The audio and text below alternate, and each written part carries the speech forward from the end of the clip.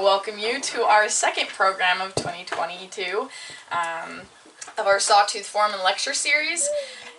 We're celebrating 50 years this year of the Sawtooths, so yeah, pretty awesome.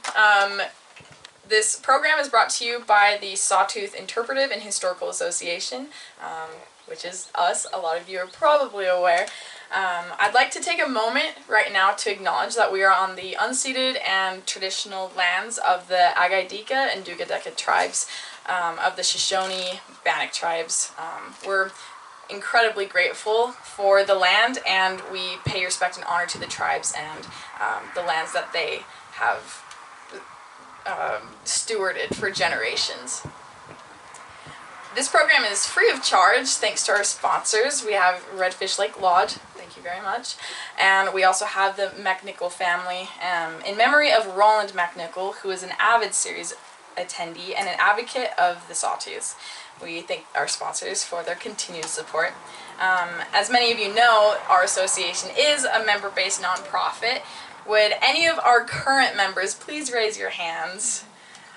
Oh, so many. We love it. Thank you so much. We really do appreciate your support. Our association's mission is to protect and advance the natural and cultural history of Idaho's Sawtooth Salmon River country through preservation and education. Our operations are funded by donations, grants, memberships, maps, and book sales. There's some over there if you want to go buy some. And we have 9 ranger stations, as well as the Redfish Visitor Center and the gallery, and here at our Stanley Museum. We hope that you'll consider making a donation. We have a little sawtooth bowl over there, a dip jar, or even just becoming an annual member. We really appreciate any support you guys can give. If you have questions about membership or anything else, just find one of us in the blue Seahawk shirts. We would all love to help you out. So tonight we are super excited to present the Exploring the Sawtooths, a personal and historical perspective on mountaineering, rock climbing, and skiing by Kirk Bachman. Kirk has worked as a mountain and ski guide since the mid-70s in the Sawtooths and Tetons. He first introduced the Mongolian yurt as a backcountry shelter to the mountains of North America and constructed the first yurt hut system in the Sawtooth. Kirk specializes in leading multi-environment trips, mountain to river, and is also an avid sailor. Guiding internationally, his experiences include numerous mountain ascents and ski-snowboard descents throughout the South American Andes, exploratory Himalayan climbing, heli-ski guiding in Alaska, and adventuring in Canada, Mexico, and New Zealand. Oh. And I'm retired. And he's retired! We got tired. This evening, Kirk will discuss first ascents in the Sawtooths and the people behind them, as well as the ethos that has developed here as a destination for adventure and has given the Sawtooths their unique character. He will share a lot of his own experiences, and we cannot wait to hear it. Please put your hands together for Kirk. Thank you. So the show I put together is really a kind of a reflection of the time I've spent in the Sawtooths and getting to know the place. And I came initially to work here as a guide for another individual who the show will kind of lay that all out. But in any event, it's the perspective of a guide, and it's certainly not the definitive work on the history of climbing in the Sawtooths. There's some snapshots of people that I feel are kind of notable along the way, and in particular there's a couple of folks that who were Teton climbers who influenced kind of my interest in coming over to the Sawtooths, and as you all know, those of us that live here love the place because it's a very special place. So just a little bit about my background.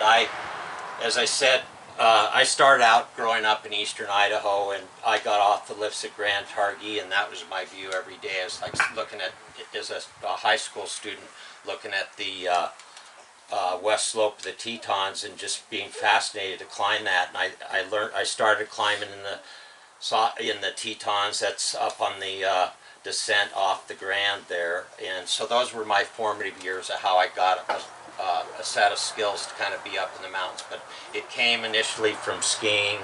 I went to school at Idaho State, went to the outdoor, worked at the outdoor program, and the fellow, that's me, the young guy on the lower left, and my first mentor, H. Hilbert, who was a very instrumental, continues to be a real instrumental influence in my life. But prior to coming up to the Sawtooths, before I left the university, I built a yurt, knowing that I had a job up here. And so that's the first yurt that I set up actually down on Casino Creek. But the guy I came to work for was a guy by the name of Joe Leonard. That's the guy right in the middle of the shot. Through the 70s and early 80s, I migrated back and forth between the Tetons and the Sawtooths. Initially worked for Joe in 79 and 80, but then I continued to go back and forth between the Sawtooths and the Tetons, and I was really fascinated after having climbed in the Tetons. And by the way, while I was a climbing guide in the Tetons, that's why I kept going back and forth. I ran into this gentleman in the upper right, who's Paul Petzoldt. And most of you folks have probably, I don't know who's heard of Paul Petzoldt, but he's kind of the grand man of the mountains. He's no longer with us, but I was lucky enough to summit the Grand with my client, and who was sitting up on top of Paul Petzoldt, and that just made my day, particularly because we had just completed the Petzoldt Ridge, and he had gone. This was his last climb in the climb in the Grand. He had macular degeneration, and Andy Carson guided him up there. But in any event, it was just one of those things that I felt really fortunate to have that experience, having met Paul up on the mountain that he had so much history himself with. The sources I'm kind of referenced in kind of putting the show together is the old Off Belay magazine that was published in the 70s, and it was a whole issue devoted to Sawtooth climbing, and then the background, the history of the local area, to kind of just research some of the beginnings of the people that rambled around the Sawtooth, the Esther Yarber and Ed McGowan book. The book Give Me the Hills by Miriam Underhill, which I'll get into the Underhills in a minute, but they were Teton climbers, among other things. They climbed throughout the world, and were, but notably, those were some of the first people that migrated over here to climb in the Sawtooths, were actually climbers from the Tetons. Matt Leideker's book is a great compendium of just everything you need to know about the Sawtooths, the geology, the hiking trails, some of the climbing history. It's a great cliff notes for some of the things that I'm talking about today. And then Tom Lopez's book, Climbs and Scrambles in Idaho, where there's a pretty big section of climbing in the Sawtooths. But and then the other folks who I've had a chance to have conversation with, the various SMG guides, Reed Dowdle, Chris Lundy, Louis Stur, who I was fortunate enough to spend some time with him before he passed, and he played a big role here, and Joe Leonard, who's still a lot, with us. He hasn't passed yet, but he's in his 80s now, and living down in Colorado, but I stay in touch with Joe too. So those are some of the folks. Bob and Kate Rosso, who have played a big role over the years in kind of being stewards of the Sawtooths, and Tina Cole, who's kind of just, anybody that knows Tina kind of gets around, and she knows about everybody that is coming and going in the area. So those are some of my reference points for putting this show together. Before I want to get into the people, I want to talk a little bit about the mountain range itself, because that's part of what makes it so fascinating. It's composed of both the Sawtooth batholith and the Idaho batholith, which were, that's about 55 million years old. The actual Pluton, the igneous intrusion that cooled in the earth, and then there was a glacial ice age 1 million years ago, more recently than when the rock was formed, and then an alpine glaciation even more recently than that, 25,000 to 7,000 years ago. And that probably plays a big part of shaping the mountains as we know them today. But it's a classic granite range that's been lifted up through a fault, and then lots of vertical jointing that give rise to the coulars and the spires. That combination of the extensive vertical jointing gives us what we see as the Sawtooths here, but you can see it from Redfish, the classic U-shaped valley, and the spires. These are spires back by the war bonnet area. And one notable exception about the granite I talk about, the Sawtooth and the Idaho batholith, there's two types of granite in the range, and the pink granite is the Sawtooth batholith, and it's the more solid rock. The Idaho batholith is tan or light gray, and it tends to be characterized by being real ball-bearing in texture. It kind of falls apart when you scramble around on it. So in any event, that becomes part of what you do climbing around or in the Sawtooths, is try to distinguish where the good rock is from the bad rock. And and then the other exception is the northern end of the range here is a metamorphic schist, which isn't granite. The peaks, Williams Peak, Thompson Peak, and Horseman in particular are all metamorphic schists. So they are the exception to they aren't part of the Sawtooth or the Idaho batholith. And that's much older rock. That's about 750 million years old. So it's an older bunch of rocks, and if you scramble around the Thompson Williams area, you might even see some places where things have been scraped down to Precambrian rock. There's some geologists that have been poking around. Some of the oldest rocks are up in the above Goat Lake. So anyway, that's the kind of the background. But getting into the history, I like to think of one of the original homesteaders here who he moved to the valley in the early 1900s. He and his brother Tom originally came from Pennsylvania, but they showed up in the Sawtooths and they homesteaded out in the Fisher Creek, Williams Creek area. Williams Creek is named after his brother Tom. It's also in the vicinity, that same area where Idaho Rocky Mountain Ranch is, and Obsidian and all those places are all part of that general area where Dave Williams' homestead was. And Dave was contacted by the Underhills to be their guide, essentially to just handle the provisions for the Robert and Miriam to explore the range in over a 2-year period, 1934 and 35 is when they showed up. And they had 2 different routes in the Sawtooths. They left from the Williams Ranch in 1934 and headed up towards Imogene Lake, and then popped over with the first objective to climb Snowy Side Peak. And then once they saw Snowy Side, they saw the spire in the distance over in the South Fork of the Payette, which is known as the Red Finger, also the North Raker. So after they got off Snowy Side and dabbled around some climbing in around the El Capitan, what's now known as El Capitan, they headed over Sands Pass and dropped into the South Fork of the Payette and headed over to the Finger. They tried their hand on climbing the Red Finger, but realized it was too technical. They couldn't make the summit. And so that's a shot of Miriam on the right, kind of below the North Raker. But they did manage to gain some summits. They looped on their way back to Mount Reagan, which is up by Sawtooth Lake, and that was what they did on their first year.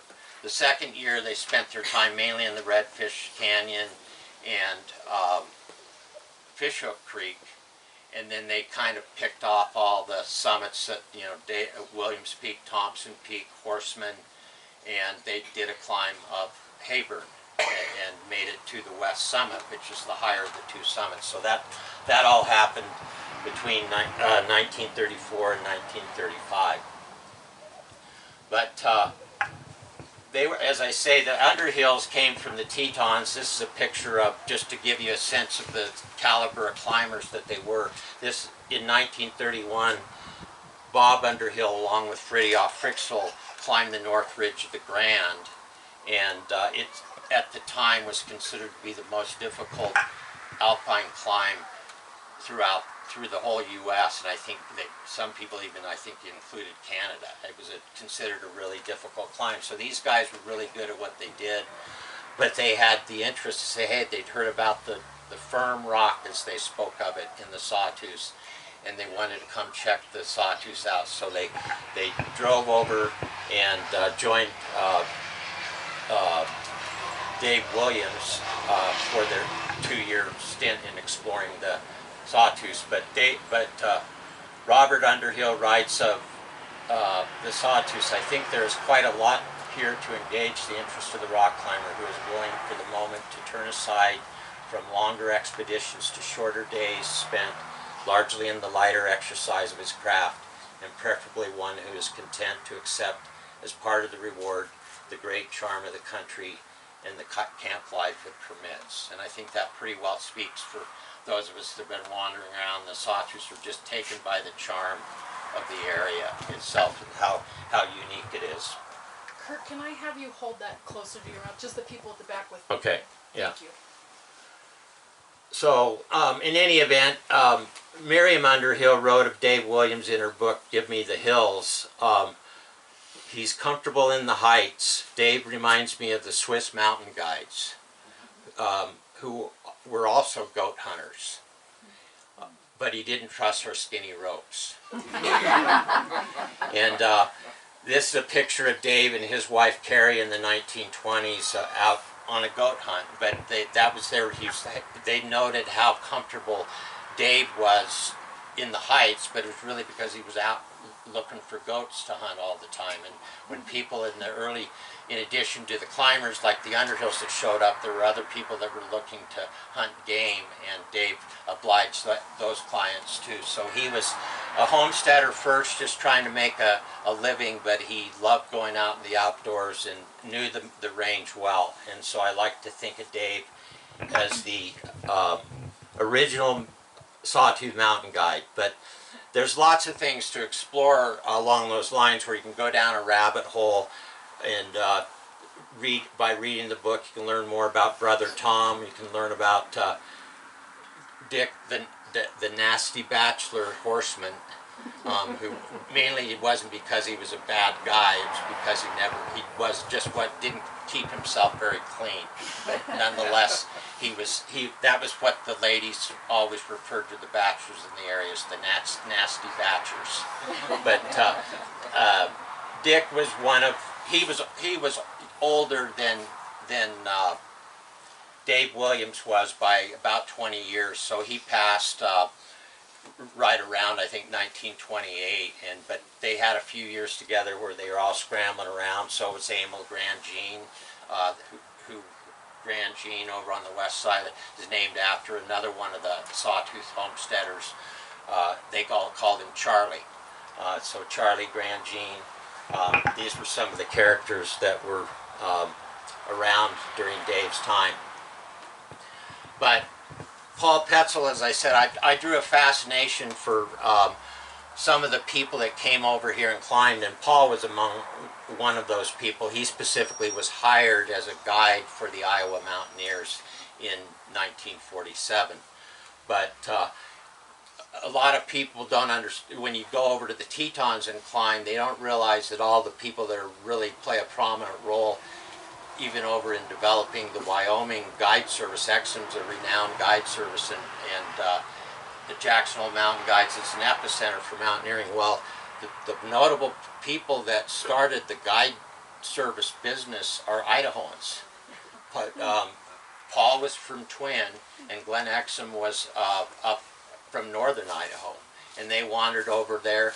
But Paul made an early ascent of the Grand in 1924 when he was a boy. That's a picture of him there.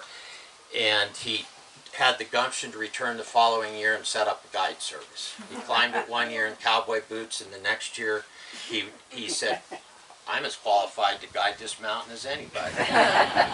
And so that's what Paul did. He gained a reputation in U.S. climbing. He was on the first American Karakoram expedition, and he had the high altitude record for a long time of not using oxygen to 26,000 feet. But he managed, they didn't summit that year, but that was a notable exploration for places, things that followed, and he served in World War II in the 10th Mountain Division. But as I say, in 1947, he guided a group of Iowa mountaineers for some climbing here, notably the Notch route on Mount Hayburn, which I'll point a peak out in a minute, and War Bonnet Peak. So here's a picture of what we all know as Mount Hayburn. We see this peak from Redfish Lake, but you can see there's two summits there, and the notch right between the two summits. I'll get my little pointer out here.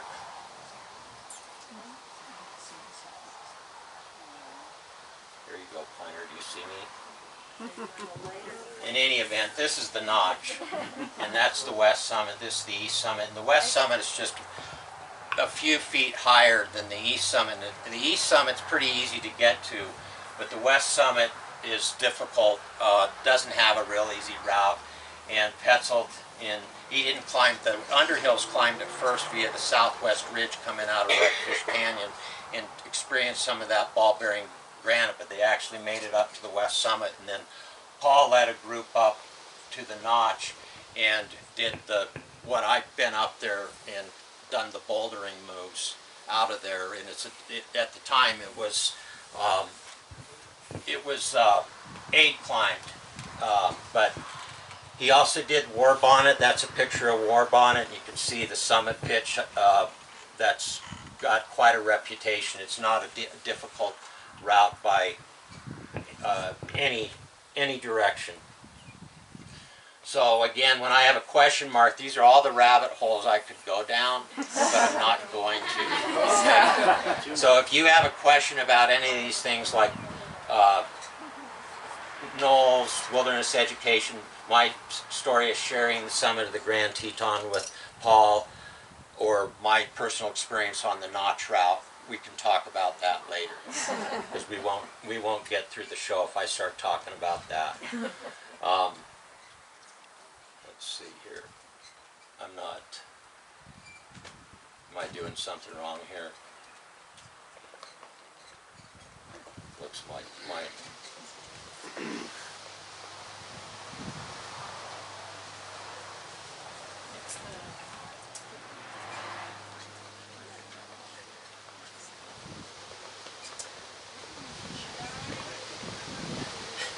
I can toggle through. Yeah,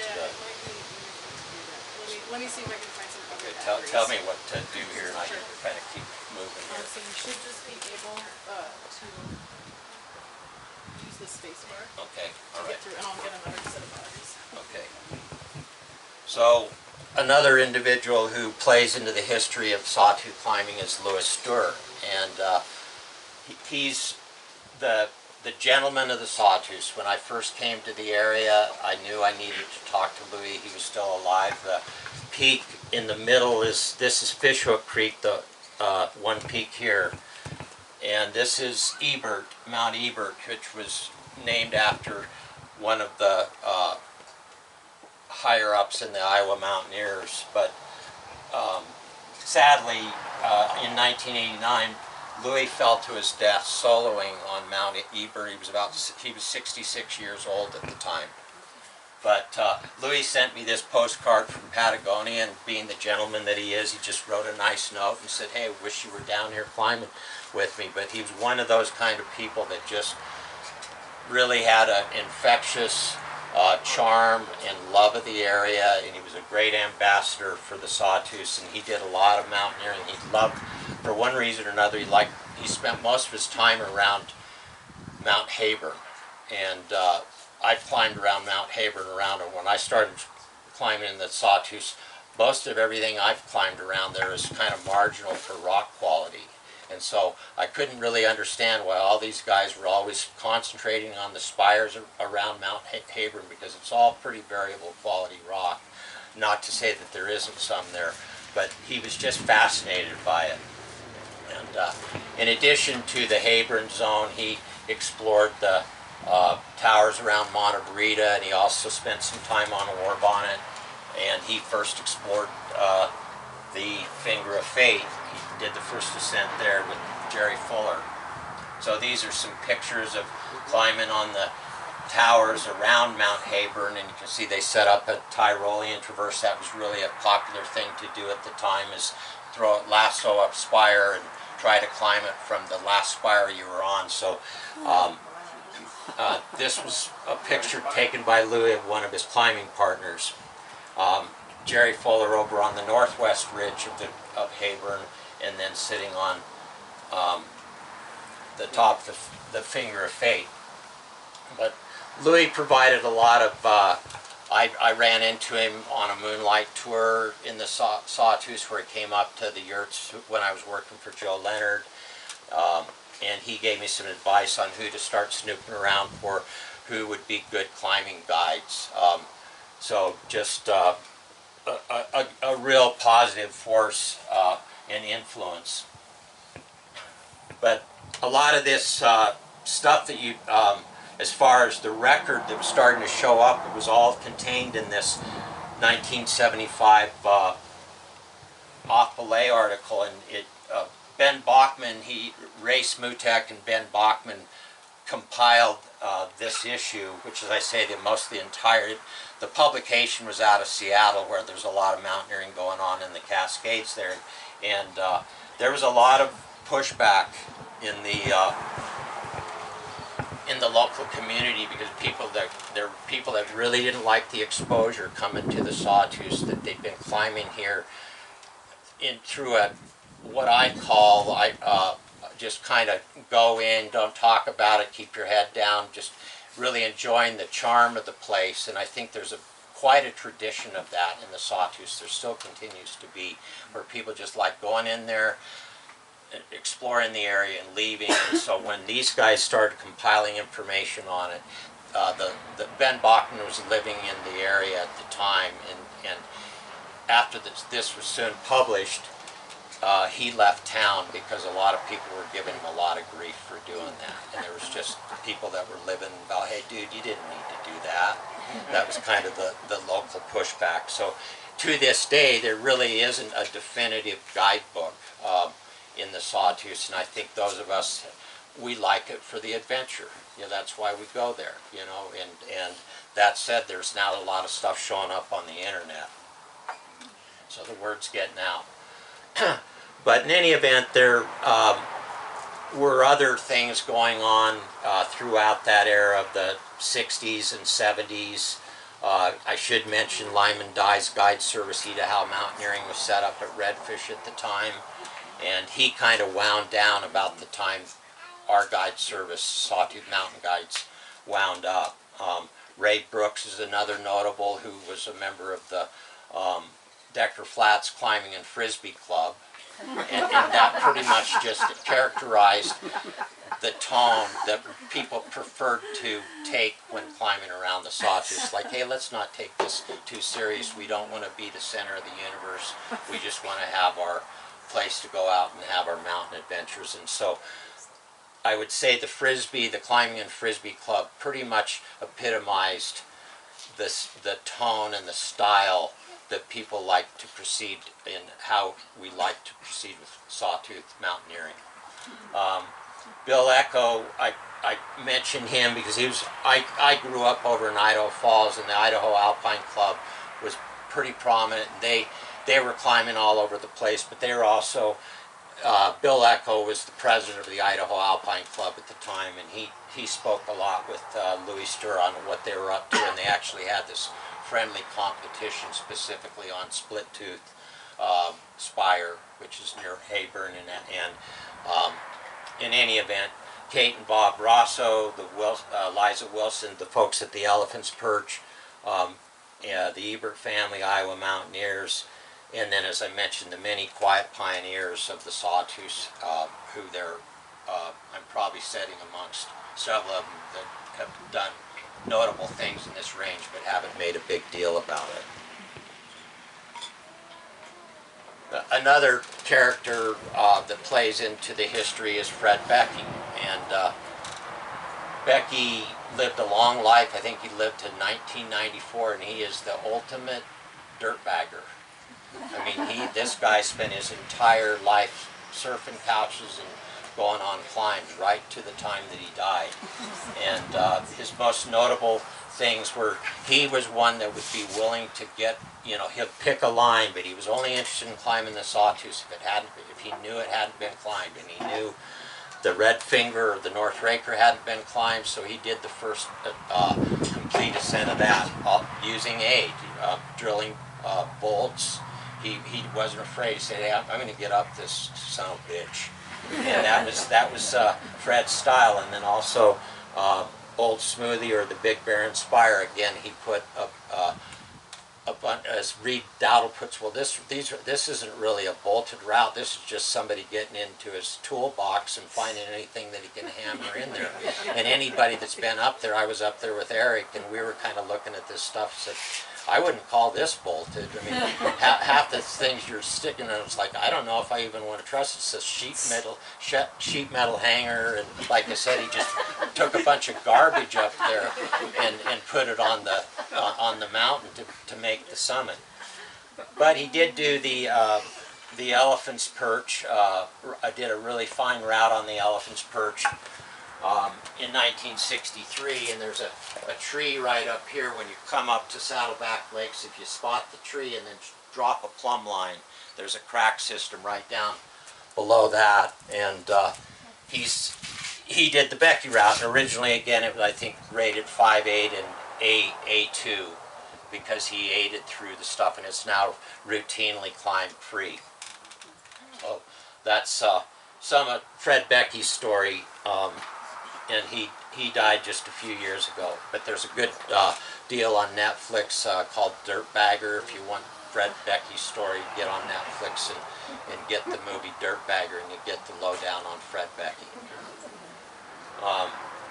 But now climbing to the present day, as I mentioned, the Perch is a really popular destination, and there's many routes on the Perch, but people like going there because of the quality of the rock, the long traditional multi-pitch routes. It's very Yosemite-like in terms of the style of climbing there.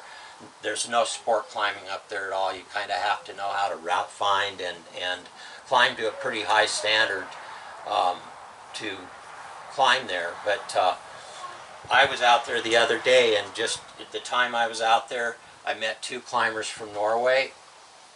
The guys down here on the left, and I asked them, I said, they look pretty fit. I said, so you going to do myopia or you know, they're looking at me like some old dude. Hey, old dude, what are you talking about? You know, I'm scoping you out. You look really fit. I know you're not going in there to do the Mountaineers route. But you said, well, we'll see. They're just keeping what they're doing under their hat. The other folks were there from Seattle, and they were there to do the Mountaineers route, and I was chatting them up. They were hitting me up for beta, and that's a route I can definitely provide some beta on. But in any event, some really fine routes, ease of access from Redfish Lake, and if you have any questions about the Elephant's Perch, you should find this guy, Reed.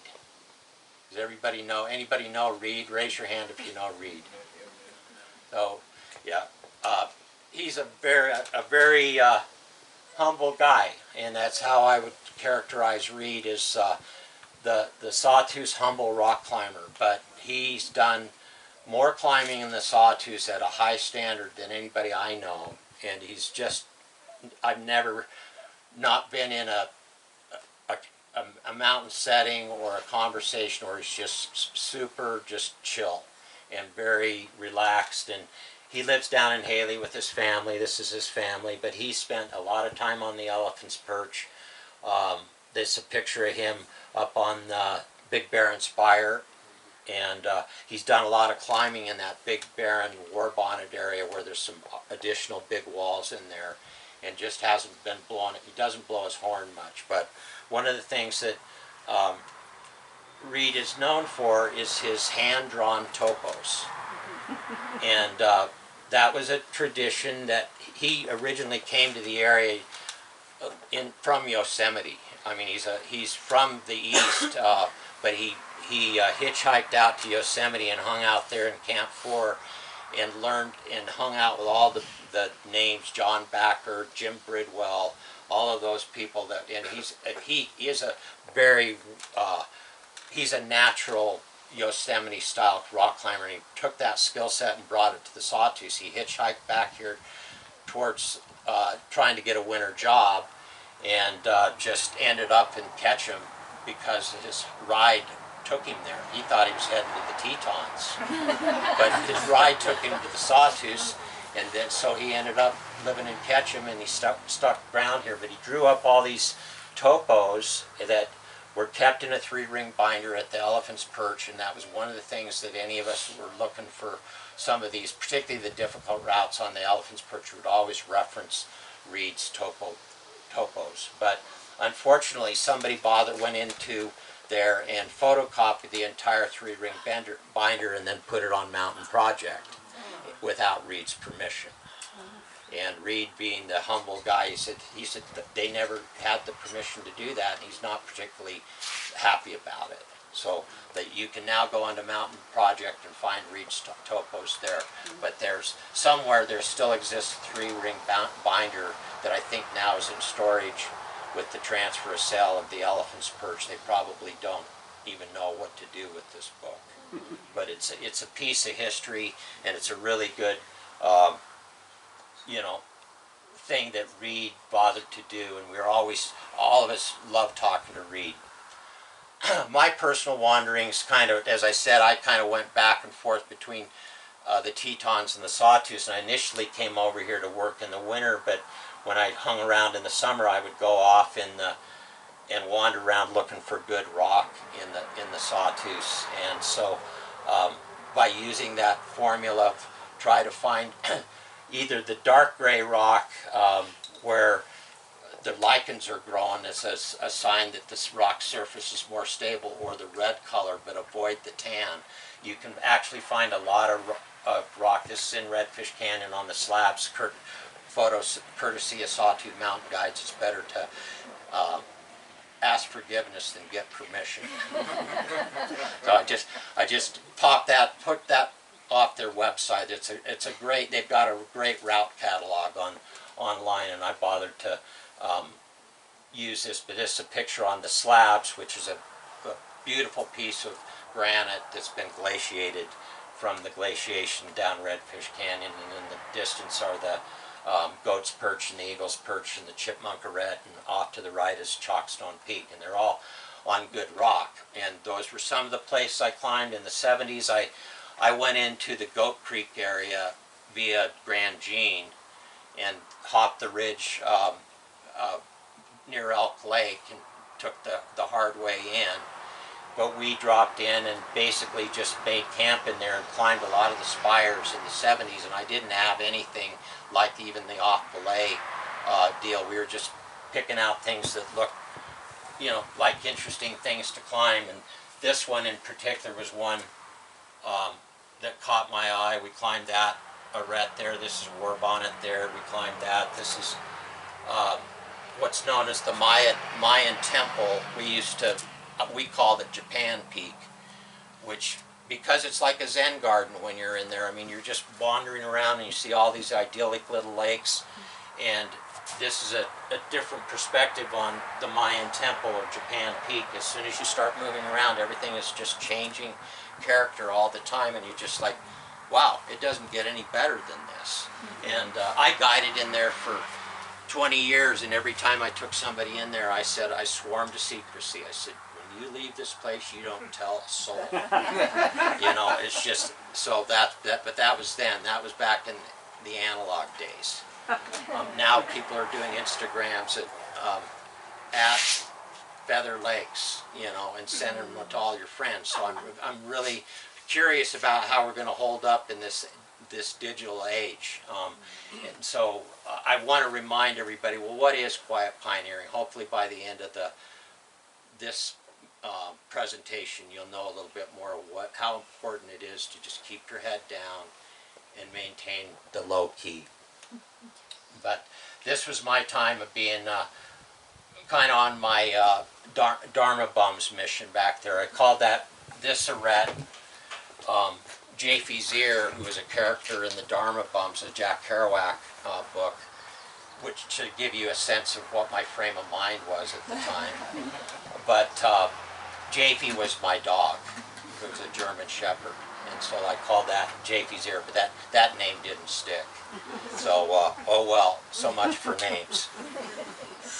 I've had a long personal history with this mountain, Horseman Peak, which going in and out of, as a ski guide, I would see this in my travails coming and going, but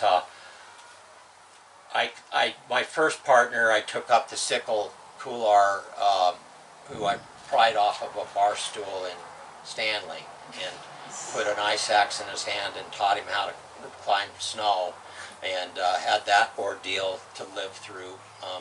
But there's any number of these little rabbit holes I can go through. Jack C. losing his dog up on Horseman Peak that we went to go look for, who was one of the owner ranch redfish managers at the time. The right-hand skyline is a route I did with a Teton friend of mine. And by the way, I don't claim to say any of these are first ascents. They're just climbs that we did. And I don't know that we did them first. Doesn't matter. That's quiet pioneering. Okay, I'm trying to shed some light on it. Up and down the Sickle with a climb and ski in 2002 with Eric Leidecker. And again, we got hit with, whoa, you guys do the first, I don't know. We just went up there and skied it. And, you know, and just, you know, tamping down the, you know, trying to make a who's who out of it. But Eric and I wandered up here one winter because it's metamorphic rock and it's not particularly solid, and just figured, well, let's go up there and maybe it's better in the winter when it's all frozen.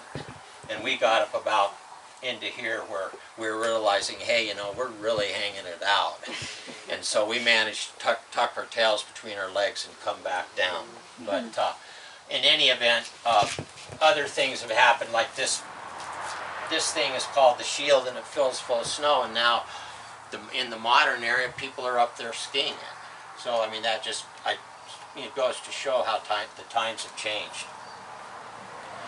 But stepping back a little bit, what brought me over from to start my relationship to the area was this gentleman, Joe Leonard, who was the ranch manager at Robinson Bar Ranch back in the early 70s. And Joe was really kind of catching attention because he was one of the first people.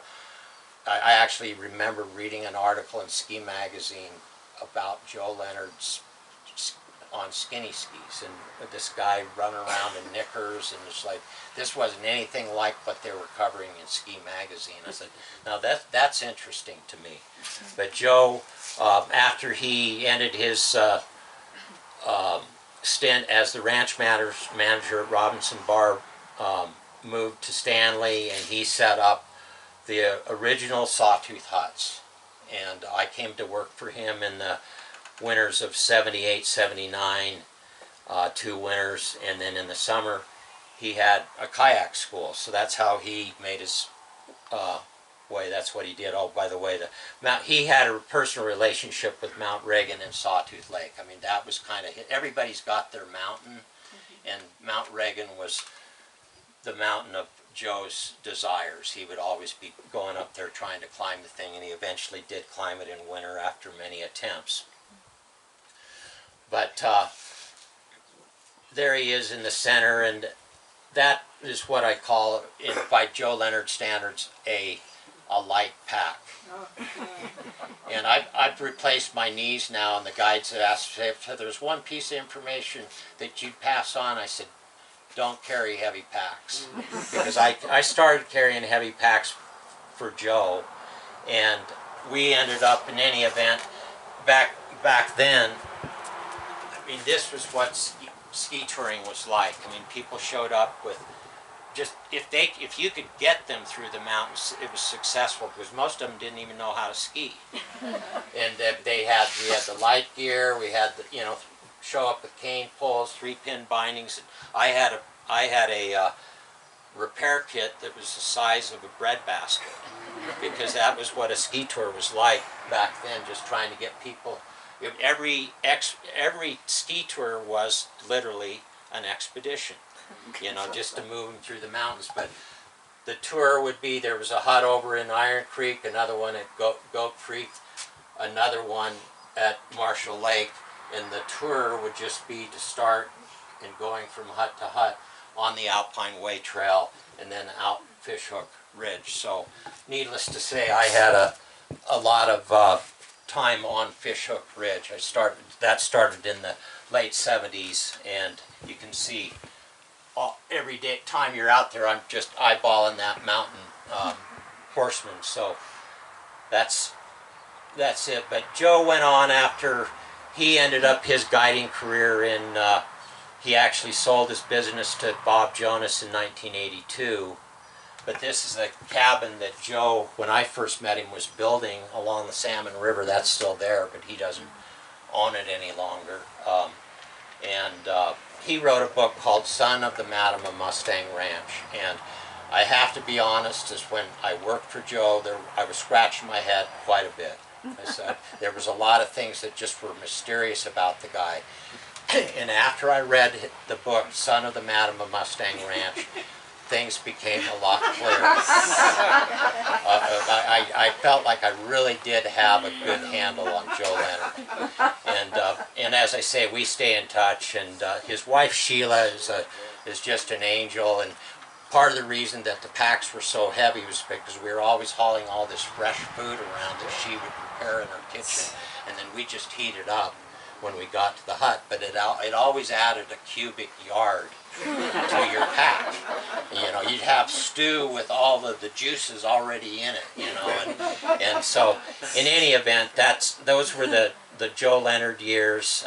Beautiful people, and Bob Jonas went and formed from Joe's permit Sun Valley Trekking, and then after having the experience, I was able to sit down with the Sawtooths. I didn't have any money, so I didn't buy Joe's permit.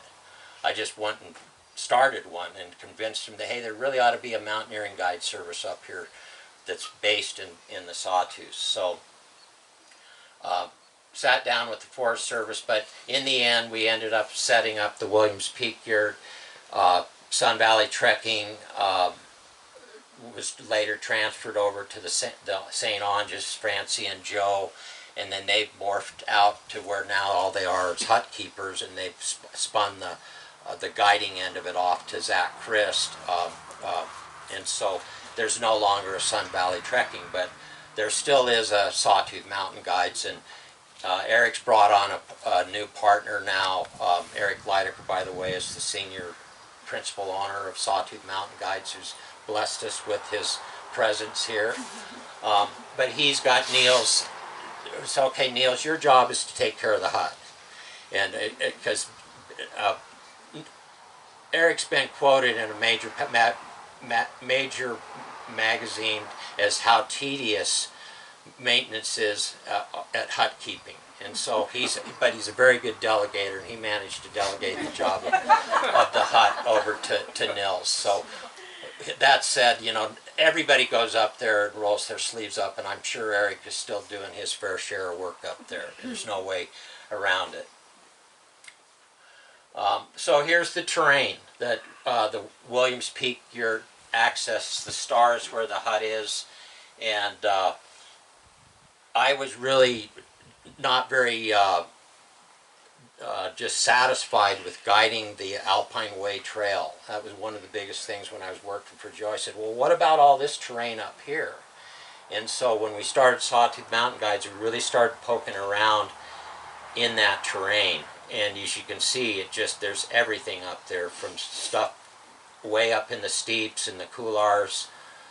This is a picture of a party going up the south side of Williams, and over in the back here is Thompson Peak, in the various couloirs that are, you know, from the glaciation of the area that are all skied now. And we have names for these things, and we use a stoplight system of red or green, go or no go, based on conditions. And that's the thing about when you go into the realm of ski mountaineering, it's really, as is all mountaineering, it's about judgment. And you can think about judgment as just, hey, are we going to do this today or are we not? And you have to be in that terrain to say, hey, it's a good day to be up in one of these couloirs. Couloirs names are Resurrection, JC, What's Up Doc. Eric's probably got a few more names by now, some other things he's doing up there, but those were some of the initial things. And we have conversations as experienced ski mountaineers, is it open or closed today? And it's based about on the stability of the snow, the people you're with, but whether it runs open or closed is one thing, is based on condition and hazard, avalanche conditions, or other hazards, but also is it appropriate for the type of people that you're out there with. And so you're making that kind of decision, and hopefully you're not doing it on the spot. You're hopefully getting out in front of that. We have all kinds of resources now where you can do that planning and that decision making before you're up there. And so the analogy of the go, no go, stop, red, green is kind of the thought process you use up there. And another old thing is assessing and giving a value of red, yellow, or green to the snowpack, the weather, and the terrain. And this is up on a horseman. The terrain, just by its steepness, is red. I mean, the terrain doesn't change. It's red. It's like, oh, well, if it's red, we need to have a green snowpack in order to be in red terrain. And hopefully you're up there with a green partner who, green doesn't mean novice, it means somebody that's well suited to be out there. And then what's the weather like? Is the weather adding to the stability or subtracting from it? So those are the kind of some just ways to wrap your head around how do you, when you talk about decision making in the mountains, what are you talking about? In skiing in particular, this was a way that a lot of people kind of understand, so that's why I put it up there. But in any event, on a good day, you might find yourself up at the top of a couloir going, okay, I got to ski this thing now. Or you might say, hey, I think I'm just going to go ski powder. And it all depends on, you know, what you're feeling like and whether you feel like it's a good day to be up there or not. But this is a shot of looking down the Sickle Couloir on Thompson Peak. So back to the guide service. I mean, this was when the internet started showing up. You got to have a website. But I was looking at all this from my perspective, and I operated by myself with the help of a lot of really good guides up till I brought Eric on and a partner in 2003, and that was about when we really started to kind of poke around about having the internet. But my vantage point in all this, and this is the view, but this is from my house here. And so I was the saw in Sawtooth Mountain guys. Eric was the talent. And I've said, when this is all said and done, I'm going to have a place that I can live here. And so in effect, I kind of looked at it a lot like Dave Williams. I said, I just want to make a livelihood here so I can ultimately end up living in this place. And it's all been just by sticks and stones, one piece at a time, that initially a lot of the people I'd hire say, well, when you're not working as a guide, you're going to wear a nail belt because we're going to work on building the house. But I knew I had to have some really good professional talent, and that's where some of these other folks showed up, and in particular Eric Leidecker. But we were a year-round guide service, so we saw the mountains summer and winter, and that's kind of how we framed it. So that was then, and this is now. I'm no longer an owner of Sawtooth Mountain Guides. I haven't been since 2013, but Eric is still at the helm, and Sarah Lundy took a spin on the dance floor for 7 years with her husband Chris. They're local people. Again, they approached me on buying my second half of the business out because they were also of that kind of Stanley Basin mentality. We just want to live here. And so they wanted to say, how did you do it? And I said, well, I'm doing it. You know, I'm just working on my place. But they love the mountains, and everybody that's part of the Sawtooth Mountain Guides is just, we've always said it's all about the sense of place. And Eric has been kind of holding court there. I have Bob Rosso up here again because he's just been there for us over the years, Bob and Kate, and so I keep bringing, that was one thing you'll notice here, the skiing is a little bit different, but you notice Eric's got a helmet on. And I think one thing that Eric brought to Sawtooth Mountain Guides is, hey, why don't we all just wear helmets? You know, because you'll see all these old pictures of guides, and none of them have helmets on. Paul Petzoldt, nobody, that was old, very old school to not have a helmet on. It's not a good idea. You might get beamed by a rock. But Chenard even made a treatise on it, how he felt like you were more aware if you didn't have a helmet on. But when it's all said and done, running a guide service is about managing safety and risk, and you'll notice that a lot of these kind of symbols are starting to show up because there's training involved in being a mountain guide, and that's something that's, the years have gone on, the training has become more and more developed as part of what you need to do is pursue your training if you're going to be at this game as a mountain guide. And so Eric played a really big role in, I sat down on the couch with Eric and we had a conversation a long time ago about the AMG, and I said, dude, this isn't going away. But I got involved at the beginning levels and did some training initially, but it's really it's taken off with the younger generation.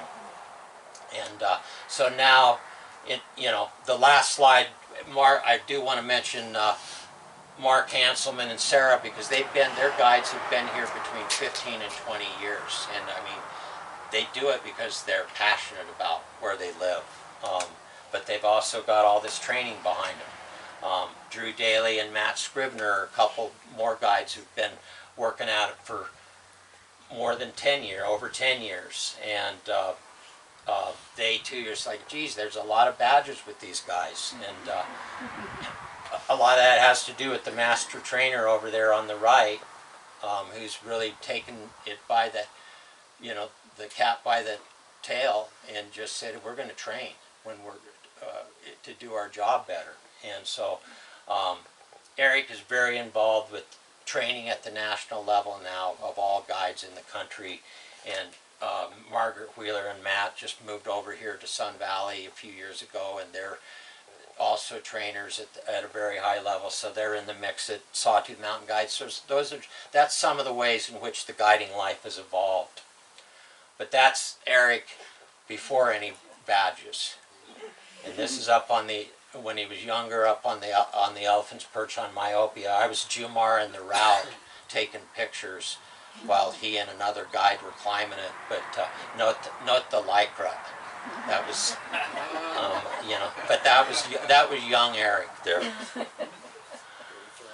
So over the years, I mean, as much as anything, it's just been a labor of love. And there's the old guides, you know, you'll still see me out there skiing POW on copper. Julie Meisner, who just, it's as much as anything with these old guides, it's their instincts, just their intuition and their ability to take care of people and make, you know, makes a trip a great trip. And these people exemplify that. Bill LaBelle, Dave Bingham, still active in climbing, lives down in, these were all some of the early guides. And then the younger guides, I mean, I don't have all of them up there, but Doug Bernard is jumped in there. Skylar Herbert, again, he's somebody trying to make his way at building a house here, and then Amy David, and also living in the valley. So these are some of the younger guides. Chris Lundy, who's super happy that he's no longer an owner of Sawtooth Mountain Guides. He could get back to what he really loves, which is snow and avalanche forecasting. Pete Patterson. There probably isn't a better guide out there just through sheer experience of somebody that's been around the block in all environments. And then Eric's brother's Matt, who's super solid. Just as a, you know, these are the kind of guys you go to when the chips are down. Clark Corey, who I brought into the fold, he's over in Bozeman now, but he was a amazing snowboarder and explored a lot of the range. And then Jeff Rhodes, who's a Himalayan climber now, a cameraman. We skied up in the Williams Peak Yurt. Josh Nielsen, school teacher. So not all these guys pursued the guiding life for the distance. They've spun off into other things. Amy Barnes, she lives down in Moab, and then this is Michael Hatch, who's he's over in Eastern Oregon, growing organic food, but runs the outdoor program at Eastern Oregon University in La Grande. So we've all, lead interesting lives. So this notion of quiet pioneering, I mean, it's about, like I say, just going in and out, not making a big deal about it, realizing that what's important are the stories and sharing the stories. That's the biggest part, and the experiences that we've had. The picture on the left is a recent trip up to Warbonnet Peak, which was changed by the earthquake. And it wasn't very difficult to climb. Well, Matt Scribner went up there and figured out a way to get up there, and rig it. And so that's his rig system, because the block where you'd step over to the summit pitch got shaken loose from the earthquake. I look at all this terrain and I say, is it worth repeating? And when I climbed this route at one time, I called it the Kitty Litter Couloir. And Eric showed up with Zach Christ and skied it. And they both had young kids. And I said, Eric, would you call that a classic route? In other words, I know you survived, but would you do it again? And I never got an answer from Eric on that, but I guess I'd ask Eric, do you think the Kitty Litter Couloir is a classic ski? Doesn't seem like it gets repeated very often. So, in any event, I mean, this is taken from my house, but I wake up and look at all these things, and I look at the mountains in a different way, because they aren't just something that's like I'm looking at a postcard. I look at all the stories and all the history and experiences that you can have when you go into the mountains, and that's what's important. It's not the first ascents. As Reed says, if we keep the adventure in climbing, everybody can have a first ascent. And so that's the way of quiet pioneering. That's the way we would like to say, is like, put the bravado down, just go into the mountains and have a good adventure. This stump here, there's some history there, because when we dropped this tree here, that was some of the material we used to actually build this structure that the yurts are on, those two beams out in front that are part of this tree. So we just dropped it in that direction and used a lot of additional native material to kind of establish the hut. But it's, I guess it's just part of the firewood that has been used. And the place has been maintained by a bunch of guides and people, dedicated personnel at Sawtooth Mountain Guides over the year. We've had a lot of help, firewood cutting. Niels Meyer, who's one of the current owners of Sawtooth Mountain Guides now, his addition was this wood rack, and he's the new, he oversees that part of the business now. So been a lot of history over the years, but I mean, the biggest part of having a hut operate over time is kind of the dedication of the people that have put time in here, because they're passionate about the hut location. You can see the terrain around here, lots of great ski terrain. There's the lower end of Thompson Peak there, and some of the terrain above that kind of leads up to the skier summit. All the various slopes around here, you're really literally in a backcountry ski area. And the huts facilitate being able to stay up here for multiple days on time and just enjoy powder skiing, or maybe when conditions are stable, head up into the higher alpine terrain and explore couloirs and summits on skis. And that's all what people do during the course of a winter season. So 2020, the year the hammer came down, of course, COVID hit. What else? And does anybody remember? Earthquake. The earthquake, yeah. So March 31st, 5:52 p.m., the Lundys were hanging out at the hut at the time, and talk about what'll put a smile on someone's face. It's an event like that Chris was up there, and because he loves snow. And when this event came down and all this started happening, these are some cracks that were a result of the earthquake around the terrain around Williams Peak. But needless to say, there were a lot of avalanching that broke out wall to wall throughout the range. There was rockfall in the Sawtooths as a result of the March 31st event. And so snow avalanching, but also we lost some notable fixtures. The Finger of the Fate summit block fell off. The arrowhead feature, which you can see from a lot of places throughout the Sawtooths, that's no longer. And so those things all kind of disappeared. The observers, Tanner Haskins was up around the Finger, Ben Vanderboss from the Avalanche Center, and they said, sure enough, these were some of the changes that happened. And then this last spring, Eric was up skiing with some of the guides, and they found the summit block in the snow. And talk about something that'll excite someone is to see, it's like we're all disappointed that the summit block is no longer on the Finger, because it's changed the capstone part of the route. But this is an old piton that when you're making the initial move to do the mantle, you'd clip that piton, and that's what that's Eric's tip of Eric's ski there. And needless to say, all those guys are pretty excited to make that find. And so, you know, guides aren't just out there just kind of sharking, being commercial. This is their life. This is what they do. They're out there all the time, and as a result, they're poking around, finding things all the time. The aftershock took Old Smoothie down. Big Bear, the top of Big Bear and Spire. This is before, and this was just a recent shot now. That summit block is no longer on it, and this was the event. If you get out on YouTube, you can actually see the actual when the Old Smoothie went down. It's on YouTube. Just type in Big Bear and Spire, and you'll get a shot of that.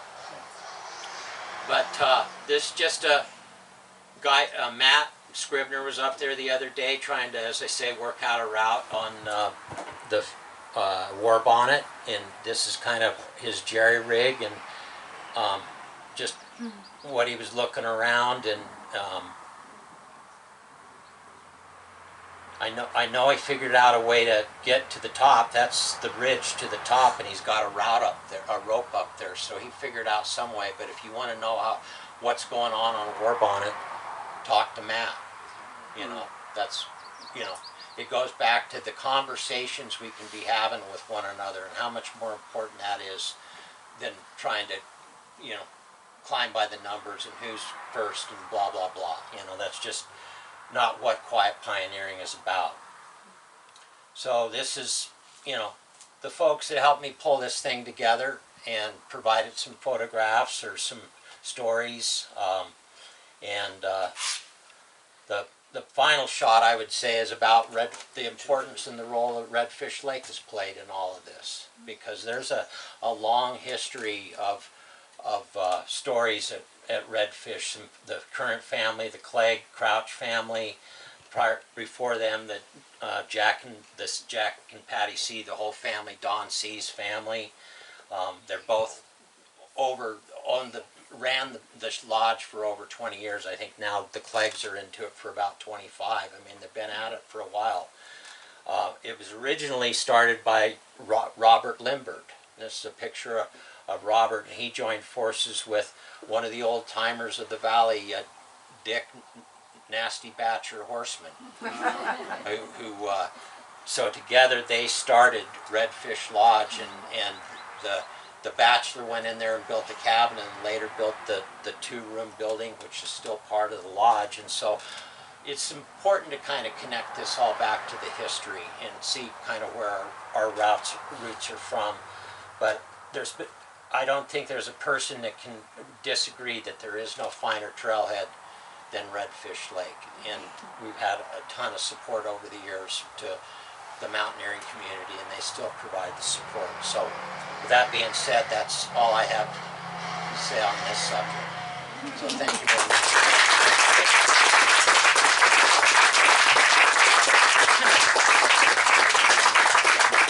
I think we have about 10 minutes if anybody has a question or two.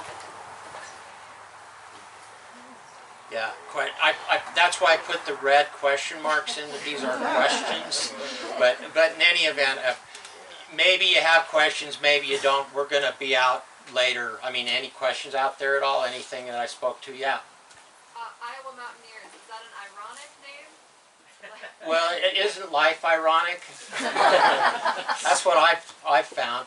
But ironically, the Iowa Mountaineers was the largest mountaineering club in the United States, particularly back in the 40s and the 50s and the 60s. When I first showed up on the scene, there were still trips being done by the Iowa Mountaineers, and they were very active.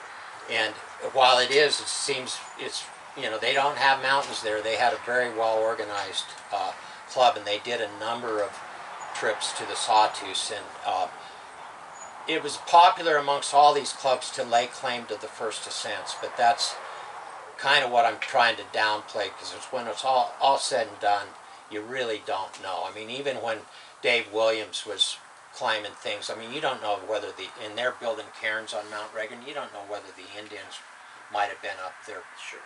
You know, so I think it's best just to let that one lie. But yeah, the Iowa Mountaineers played a pretty big role in the history of the Sawtooths. Yeah, Richard. Where was the Williams homestead in relation to Obsidian and Idaho Rocky Mountain? Well, you know where the Carsonson's place is now. Yeah. That's the Williams homestead up there, and he passed that on to one of his sons, Morgan Williams, who you know them from the Williams from Chalice, the Chalice family, but the Morgan Williams, or the Williams family, and Dave, starting with Dave, were all kind of back and forth, but they resided in that area between Williams Creek, which is actually named after his brother Tom, because Tom lived on Williams Creek, which is right near Idaho Rocky Mountain Ranch there, and Fisher Creek. So that zone right in there is where the Dave Williams homestead was. Yeah. Any other questions at all? Yeah. Do you know the origins of Black Man or Black Mon Peak at 4th of July? I believe. Does anybody know the story behind Black? I know because we climbed it several times, but I'm going to just be honest with you. I don't know the story. Does anybody else in the? Of what? Blackman. Up 4th of July. Up 4th of July. It's across from 4th of July Lake there. Can't help you with that one. No, I don't pretend to be the world's expert historian. I've just kind of knitted something together to pull off of. Yeah, no, it's fine. Good job. All right. Anything else, Sparky?